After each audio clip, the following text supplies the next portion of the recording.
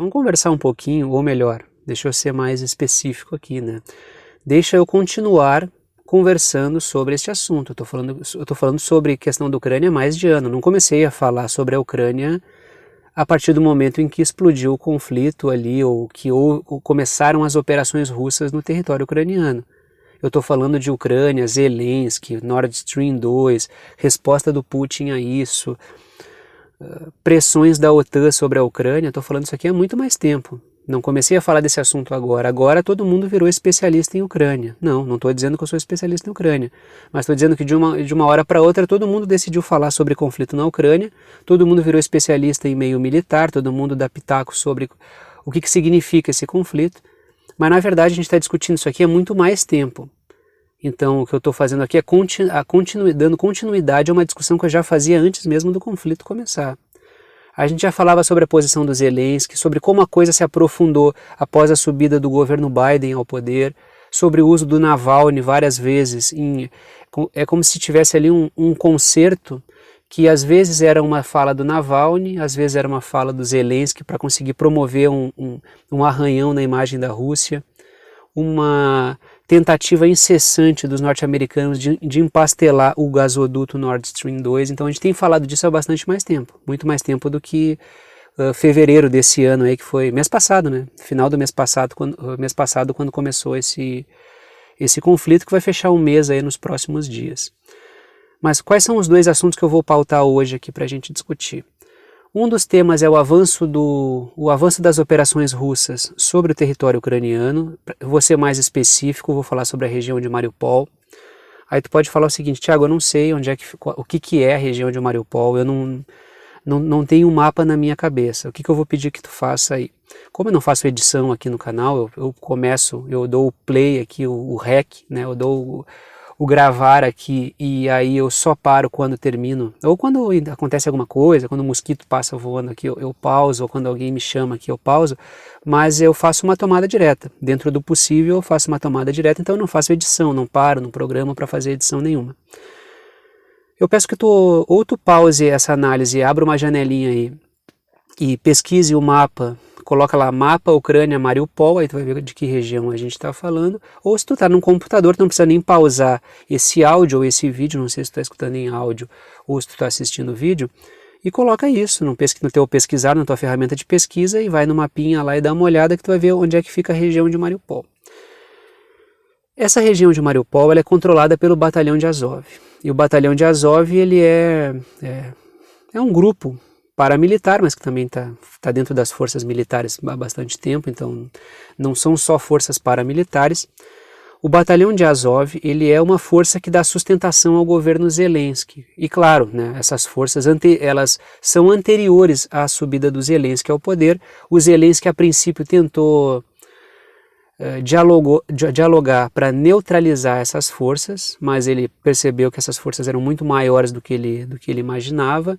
Elas já estavam muito mais entranhadas na máquina pública e nos meios militares e controlava mais regiões do que o Zelensky imaginava. Então o Zelensky foi obrigado se eu não posso vencê-los, eu vou me unir a eles. Não estou dizendo que o Zelensky é um libertador da Ucrânia, nada disso. O Zelensky é um cara colocado no poder pelos mesmos interesses que construíram o Batalhão de Azov, que são os interesses ocidentais, os interesses norte-americanos, e a OTAN que fomentou muito esse tipo de postura da Ucrânia hostil em relação à Rússia. Então, o negócio ali é não deixar nenhum governo pró-Rússia subir ao poder e fazer com que governos anti-Rússia subam ao poder.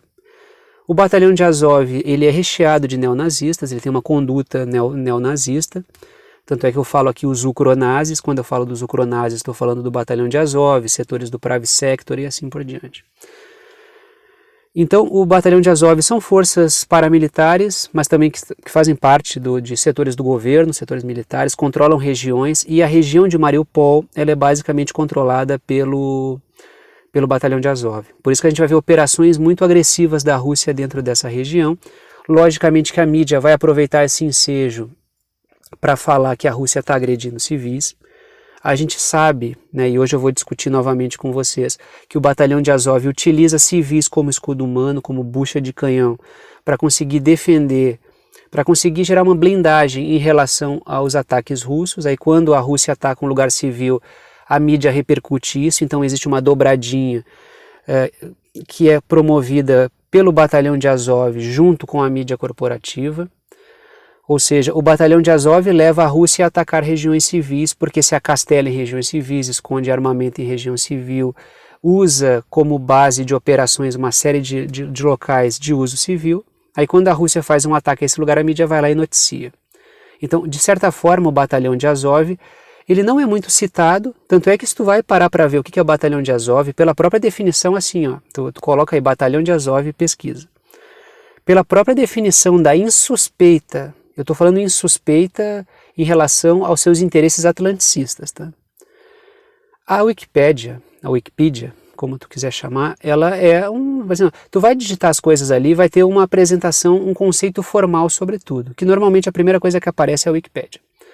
E todo mundo confia na Wikipedia, todo mundo que eu digo é pessoal mais do varejo, assim, né, de pesquisa de varejo. A Wikipedia, os conceitos não são neutros ali.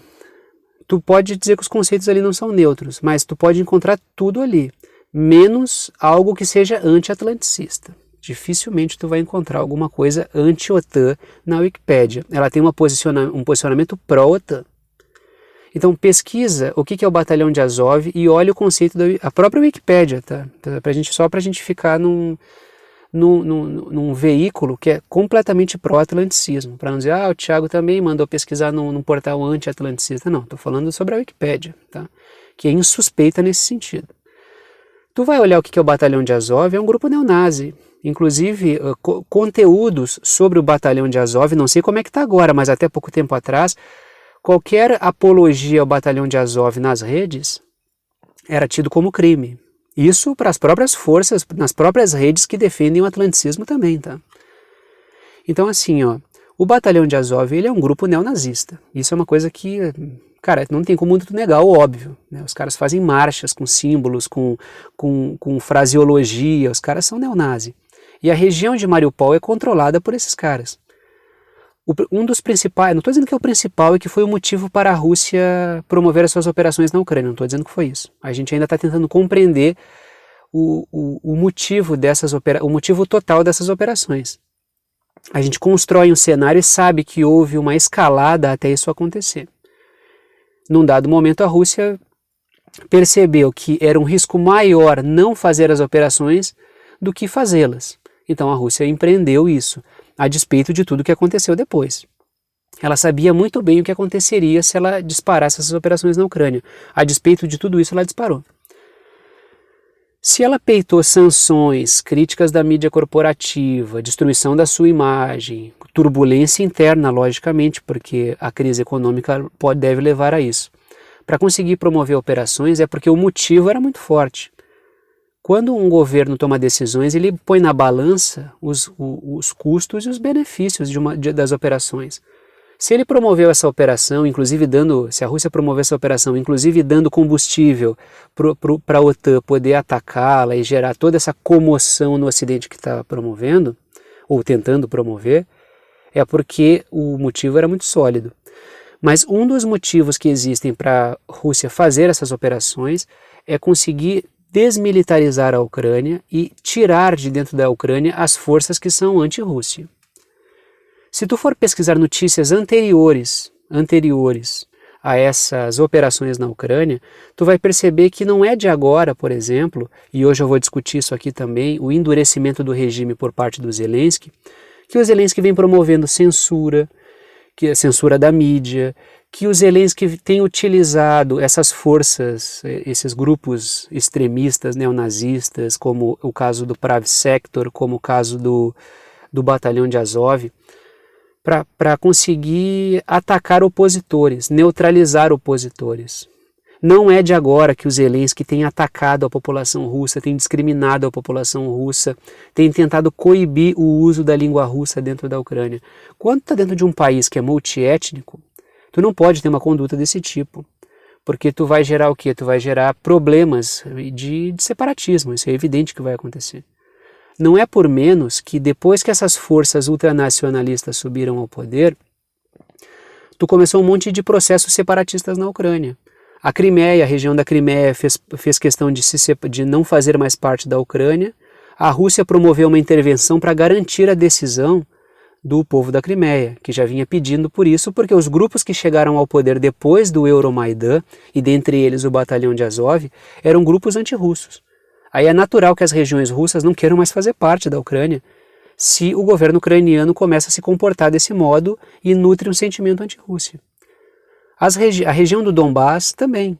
Todas as regiões que têm maioria russa vão fazer questão de não fazer mais parte da Ucrânia se o povo russo não é mais bem-vindo ali dentro. Então é dessa forma que a gente tem que entender o processo como um todo.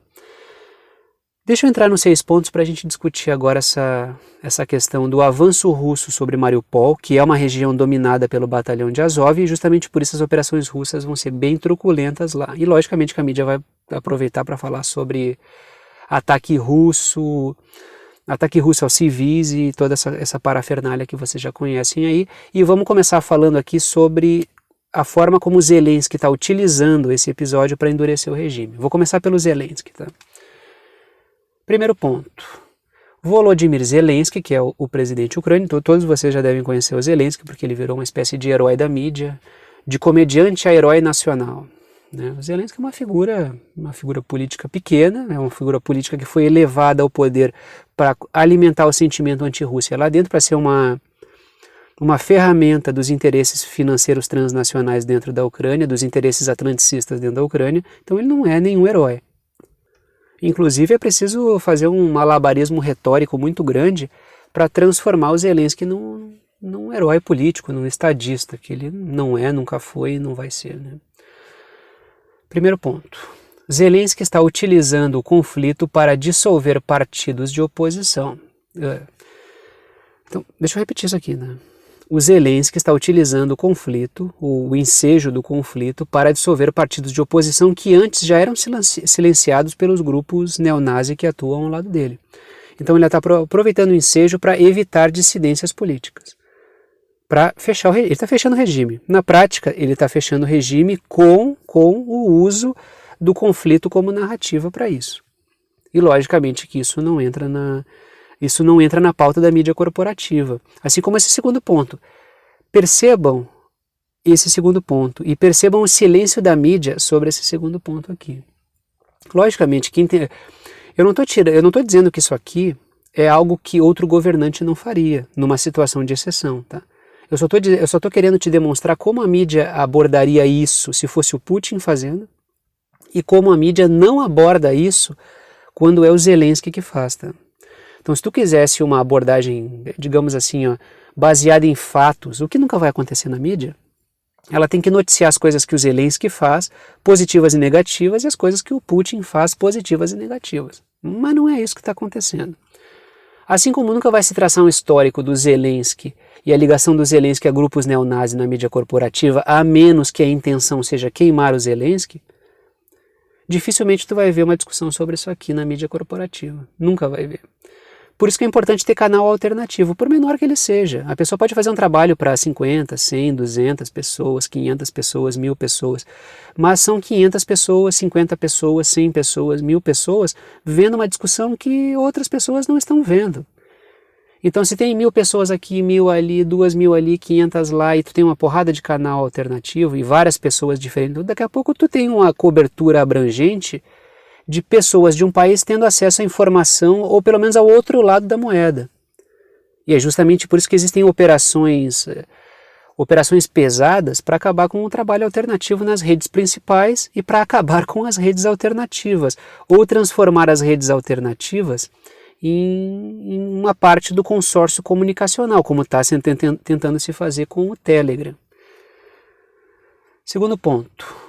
O Volodymyr Zelensky, o presidente ucraniano, usou a lei marcial para unificar todos os canais de TV em uma só plataforma. Deixa eu repetir aqui. O Zelensky usou a lei marcial para unificar os canais de TV em uma só plataforma para unificar as narrativas. É evidente que em uma situação de conflito como a que o Zelensky está vivendo, ele vai lançar mão disso. Não estou eu aqui dizendo que o Zelensky está fazendo errado. Se eu fosse pensar pela lógica do Zelensky, é muito provável que ele está tentando lançar mão de tudo que ele pode para manter o controle.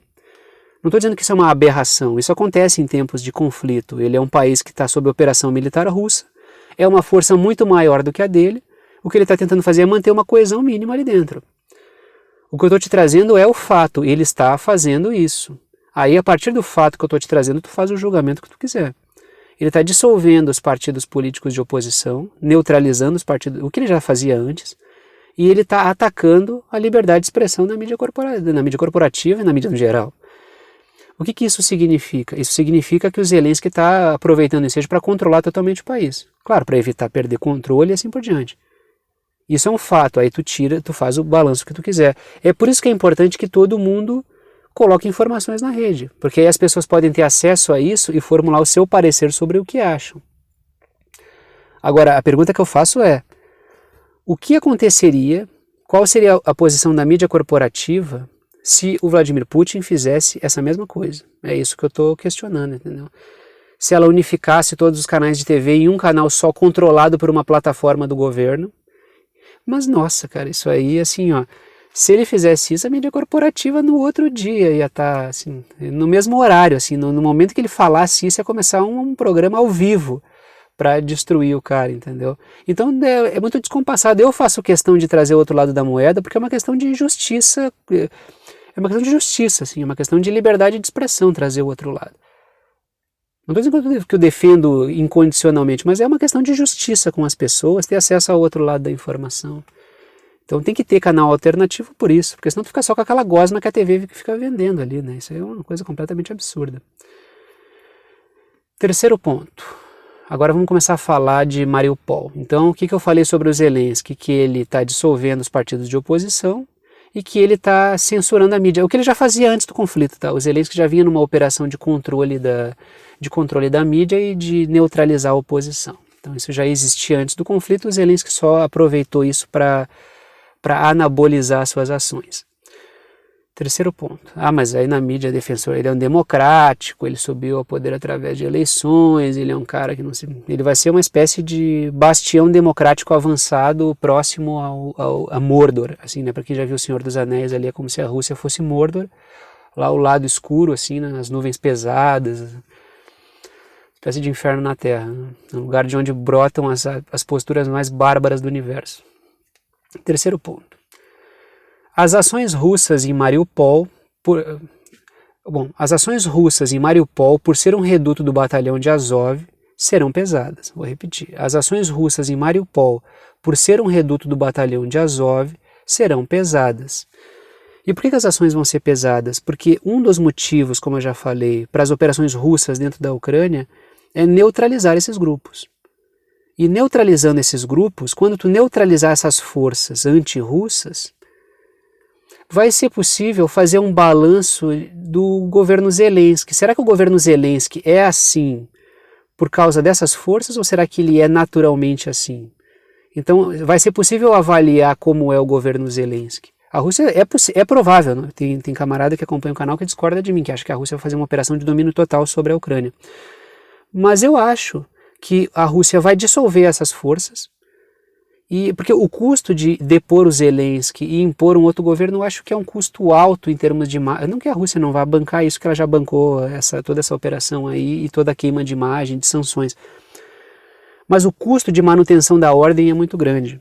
Até porque esses grupos eles vão começar a atuar de fora da Rússia, vai ter base na Romênia, vai ter base na Polônia. Então vai ter muita operação que vai ser mobilizada de fora da Ucrânia para continuar estabilizando a Ucrânia mesmo depois que houver um cessar-fogo. Só que derrubar o batalhão de Azov, dissolver essas forças como Pravi Sector, essas forças antirrussas e ver como Zelensky vai se posicionar depois é uma manobra muito mais inteligente, até porque preserva no cargo o Zelensky. Sem essas forças para baforar no cangote dele, né? Pode ser que a Rússia esteja pensando, pode ser, não estou dizendo que é isso. Quarto ponto, cidadãos de Mariupol têm relatado nas redes que os nazistas do batalhão de Azov usam as pessoas como escudo humano, impedindo, e muitas vezes impedem a saída das pessoas, de civis dessas regiões, para poder utilizar elas como escudo humano. O que a Ucrânia fez, não sei se vocês repararam isso, mas uma das medidas que todos os governos costumam tomar por último, a Ucrânia tomou antes de tudo, que foi armar civis. Isso é a última medida que tu pode tomar, botar gente não treinada no fronte para combater pessoal treinado.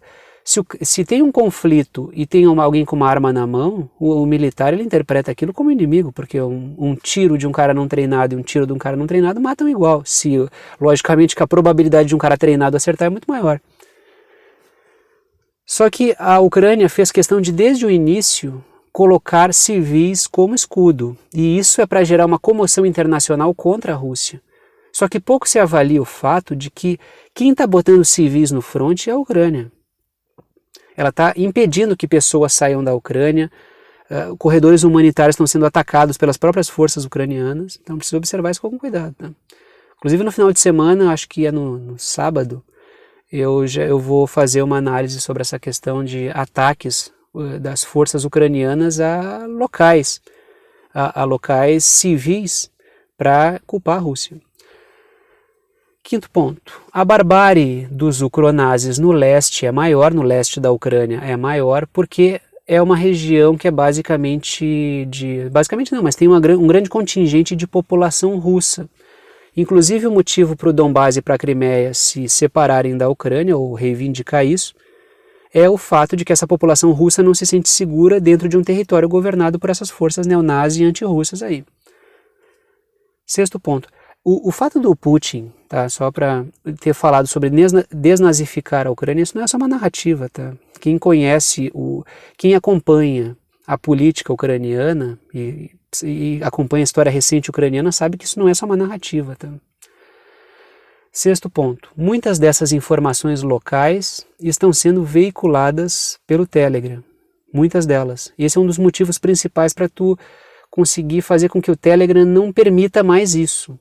Se o Telegram entrar nesse consórcio, né, nos vários consórcios que existem no mundo inteiro hoje mesmo, coloquei no canal do Telegram do Verdade Concreta, o link está na descrição aqui embaixo, um print, né, um recorte de tela com uma notícia sobre a Austrália também, usando esses consórcios para enquadrar as redes. Então, é um movimento internacional da formação de um consórcio, de uma parceria entre a mídia corporativa e as principais plataformas, para censurar qualquer conteúdo alternativo e qualquer canal alternativo, para que haja nas redes que as pessoas acessam o monopólio da verdade. Então, esse é o grande risco de depender majoritariamente disso.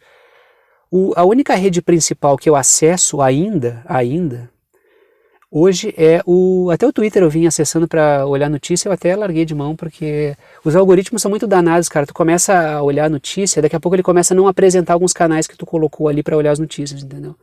Então fica a notícia muito viciada. Então até o Twitter eu larguei de mão. O Twitter eu nunca postei nada, eu usava só para fazer uma linha do tempo para ver o que estava acontecendo, mas até larguei de mão porque é muito ruim. Twitter eu não uso, o Instagram nunca usei, o WhatsApp é só para me comunicar com a família, que não tem Telegram, né? E comunicação muito restrita ainda. E o Facebook, que você já conhece a história, que eu fui chutado de lá. E a única rede que eu utilizo ainda para fazer o meu trabalho é o YouTube. Né? E tem uma relação muito conflituosa aqui, mas que continua, pau e corda continua, entre tapas e beijos aí continua. Tá? Muito mais tapa do que beijo, beijo não tem quase nenhum. Tem mais etapa, mas continua. Né? Continua aí, só o YouTube mesmo, que não é nem uma rede social, é só um canal de stream. Né? Dito isso, vou parando por aqui então. Gostou da análise, gostou do canal, quer saber como apoiar esse canal independente? Todas as formas de apoio estão na descrição aqui embaixo. Agradeço a todos que apoiam. Pode apoiar pelo Apoia-se, que é uma plataforma, o link está na descrição aqui embaixo. Tu pode ajudar por boleto ou por cartão, ou tu pode ajudar pelo Pix. A chave Pix, que é uma chave de e-mail, também está na descrição aqui embaixo. Vou parando por aqui e tchau para vocês.